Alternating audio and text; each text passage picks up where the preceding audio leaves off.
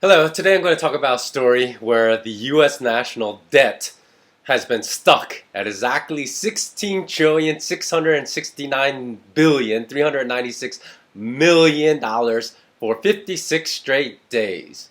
Now, why is that? Why has it remained unchanged in 56 days? Perhaps it's because the US national debt limit is, you got it. Exactly 16,669,396,000,000.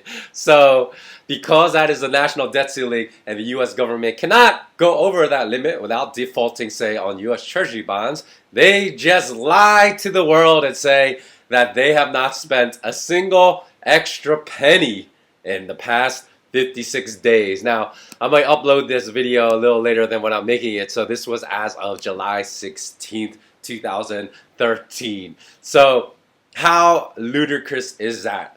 It's so ludicrous that it compares to the US government saying that the official unemployment rate is only 7.6% as of July 2013, when we have other more honest people like John Williams of Shadowstats.com that tells you the unemployment rate is closer to 24%. So it's not even like it's 8 or 9% that the government's lying a little. It's 24% versus 7.6%. Now, how does the US government come to 7.6%? Well, they come to that because they've changed the equation, the formula for how they calculate unemployment at least 20 times they've changed the formula, because each time they changed it was still too high. So what did they do when they changed this formula within the past, say, several decades, the 20 times that they changed the formula in the past several decades? What they do is they take out any component of that equation that actually contributes to inflation, to unemployment. So they withdraw all unemployment factors that are in that equation to get a low unemployment number. This is how ludicrous the whole banking, political conglomerate is. So what is the true US national debt? Well, if people take into consideration all the off-balance sheet items which far exceed that $16 trillion number, like the total debt obligation in the United States government to its people of Medicare, Medicaid, Social Security, Fannie Mae, Freddie Mac, Troubled Assets Relief Program debt, then it comes out to, people have calculated, over $200 trillion.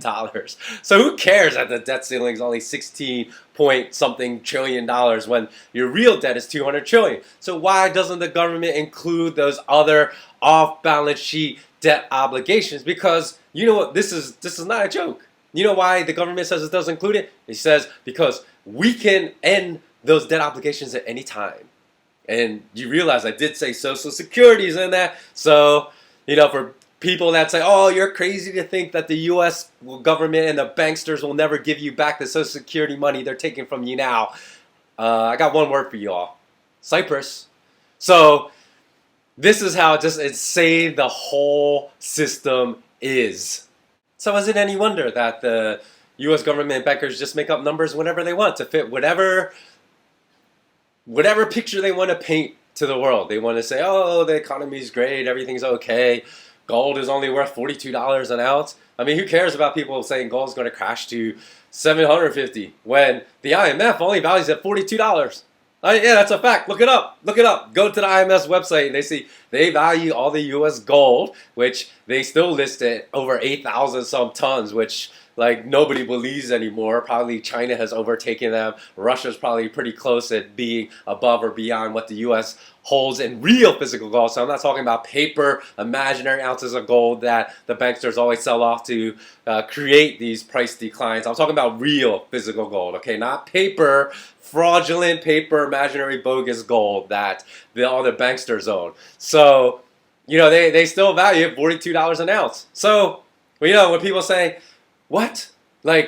Why wouldn't you believe the U.S. government when they tell you that all your money's FDIC insured up to $250,000 per account? Well, maybe if you look at how much money the FDIC insurance account actually has versus how much they ensure, as you see that it's just pennies on the dollar, then maybe you realize that it's just another lie. Maybe if you would go look at what's going on in the physical world of gold and silver, and then, oh, maybe you wouldn't believe the banksters are telling you there's a bear market in gold and bear market in silver. So if you want to believe the absurdity of what the bankers are saying and politicians, just as it's reflected in this number, okay, believe in a gold bear market, believe in a silver bear market. And what is the latest news? The latest is that the Bureau of Economic Analysis, a U.S.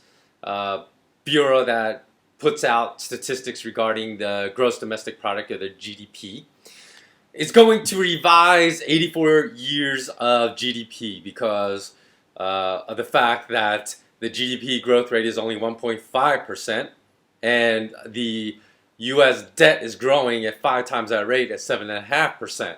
So because the U.S. debt is now approximately 108% of the GDP and is approaching the pig's status of going into utter economic disaster, because Greece, which has I believe something like a 57, it's enormously high, whatever it is, a 57, 58% youth unemployment rate, only had a debt to GDP ratio of 155%. So the fact that debt is growing 5 times faster than the GDP in the U.S., we're well on our way to rivaling Greece.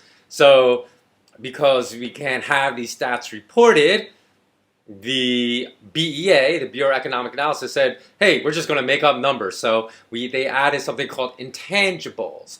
And the intangibles apparently added $500 billion to the current US GDP and will up it by, I believe it was, I'm not positive, so you can check it for yourself by just Googling it, but I believe it was by somewhere about 3%. So add an enormous amount of GDP to make U.S. economy look healthy, when in fact it is anemic just because they want to.